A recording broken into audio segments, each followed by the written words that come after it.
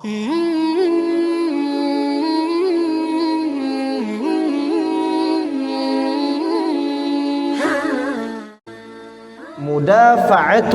akhbathaini. Boleh kita tidak hadir solat berjamaah atau terlambat hadir solat berjamaah disebabkan karena buang air, ya, buang air besar atau buang air kecil. Misalkan azan sudah berkumandang, sudah siap-siap bersarung, sudah pakai baju koko yang rapi, pas nak melangkah perut ini bergejolak. Itu tidak bisa kita tolerir, itu harus dituntaskan hajatnya.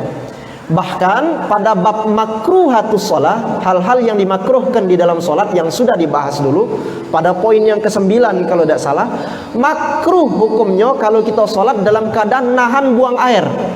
Ngapa makruh? Dipastikan solat kita itu tidak khusyuk. Yakinlah, kalau kita lagi solat nahan buang air, yakinlah tidak akan khusyuk solat kita. Kita fokus untuk nahan buang air itu, nahan kencing kah, nahan kentut kah, atau nahan daripada buang air besar. Hendaknya tuntaskan dulu hajat kita baru solat. Sehingga boleh ini menjadi alasan kalau kita memang kebelet nak buang air, tunaikan dulu hajat kita, baru setelah itu kita solat. Itu ya. Namun kalau misalkan ketika kita solat Allahu Akbar, tak kata rasa nak mising, tak kata rasa nak buang air, di rakaat kedua muncul rasa, maka wajib hukumnya bagi kita untuk tahan. Kalau mampu menahan, itu lain cerita. Karena di awal kita masuk di dalam solat tidak dalam keadaan menahan buang air. Dionyo itu baru muncul rasanya ketika rakaat kedua, ketiga, misalkan solat zuhur. Maka dalam keadaan ini wajib ditahan jika mampu. Tapi kalau tidak tahan lagi, sudah, pergilah, boleh dibatalkan solat. Kemudian kita tuntaskan hajat dulu. Apalagi kalau sudah terkeluar sedikit, dah batal solat kita. Tapi kalau mampu ditahan, maka wajib ditahan. Tapi kalau sudah tidak mampu lagi, ya batalkan solat, tunaikan hajatnya. Atau boleh misalkan kita mufarokoh. Kayak ada bab mufarokoh, pisah dari imam. Karena kita nak buang air, tak tahan lagi, pisah kita dari imam tanpa membatalkan solat. Misalkan karena tinggal serekat lagi, sayang kalau dibatalkan, boleh dia mufarokoh, berniat pisah dengan imam, melanjutkan solatnya sendiri. Kemudian setelah dia selesai, walaupun wong yang berjemaah tadi belum selesai, dia sudah selesai, dia boleh datang ke toilet untuk menunaikan hajatnya. Nah, itu kaget ada bab mufarokoh, kaget kita bahas ya di situ.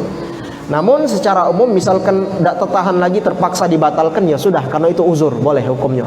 Tapi kalau sudah memang bisa kita tahan, mampu kita tahan, wajib untuk ditahan, jangan dibatalkan, tidak boleh dibatalkan. Nah, itu yang keempat ya. Jadi boleh kita tidak hadir sholat berjamaah kalau kita dalam keadaan ingin buang hajat, buang air besar atau buang air kecil. Fa'an Aisyah, diriwayatkan dari ibunda Aisyah, qalat, ia berkata, sami'tu Nabiyya sallallahu alaihi wasallam, aku pernah mendengar Nabi bersabda, la salata bihadrati ta'amin, janganlah kalian salat dalam keadaan makanan sudah dihidangkan. Tadi sudah kita bahas, wala huwa yudafiul akhbathaini, dan jangan pula salat ketika ia sedang menahan buang air. Jangan atau kalimat larangan di sini ya dulu alal karohah, maksudnya adalah makruh, bukan haram, makruh. Makanya di dalam kitab ini dimasukkan di dalam bab makruhatus shalah. Rawahu Ahmad wa Muslim wa Abu Dawud.